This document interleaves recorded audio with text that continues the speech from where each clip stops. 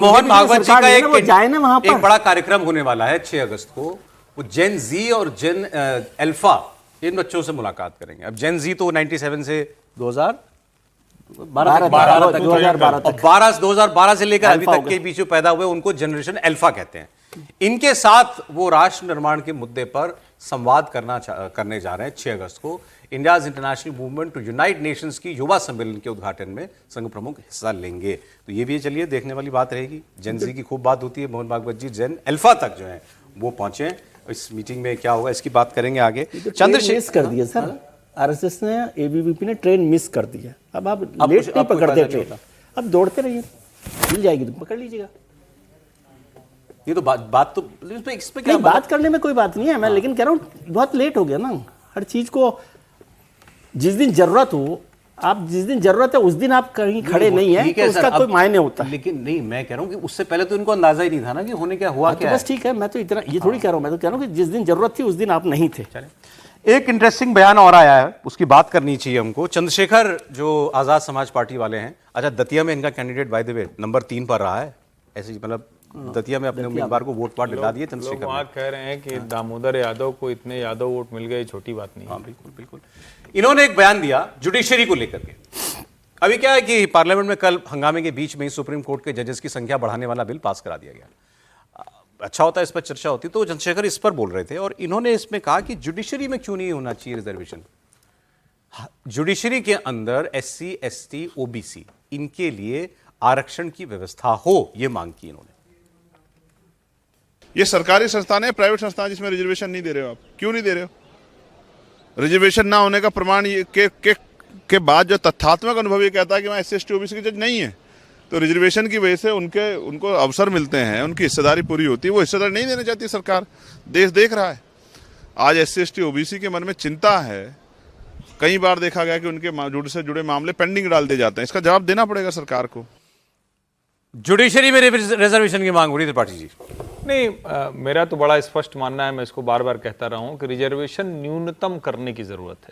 आप जुडिशरी में रिजर्वेशन करेंगे, आप साइंटिस्ट में रिजर्वेशन करेंगे, आप बड़ा खतरनाक है। ये डॉक्टर में भी रिजर्वेशन नहीं होना चाहिए।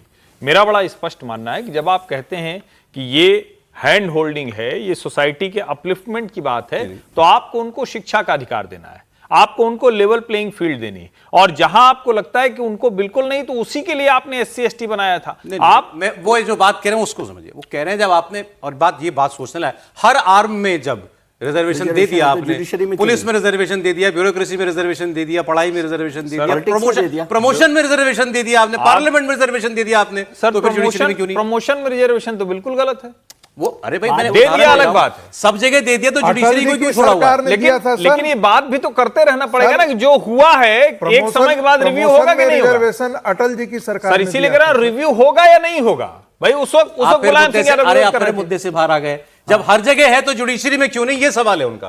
देखिए, मैं मानता हूं कि कुछ चीजें जो थी उसको बचा करके रखा जाए तो ज्यादा अच्छा है। नहीं होना चाहिए जुडिशरी में।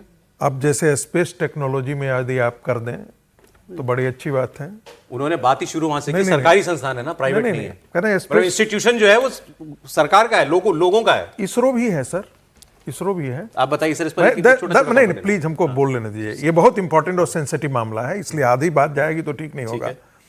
देखिए, जब आप IIT में आत्महत्या की बात करते हैं तो उसमें 2 कैटेगरी के लोग होते हैं। इनकॉम्पिटेंट जो चले जाते हैं, 2 तरीके से चले जाते हैं।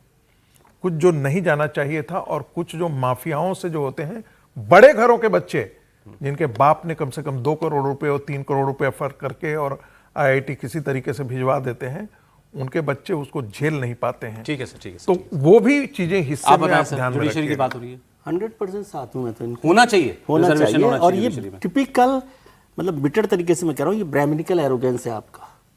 इनकी तरफ कह रहे हैं ना, देखिए मैं सबके लिए जो बात कर रहे हैं, ये ब्राह्मणिकल एरोगेंस है कि आप समझते हैं कि आप ही जो लोग हैं वो सबसे समझदार हैं। नहीं, ये चीज बहुत गलत बात है। ब्राह्मणिकल एरोगेंस होता है जो हम रिजर्वेशन को नहीं, प्लीज रुक जाइए।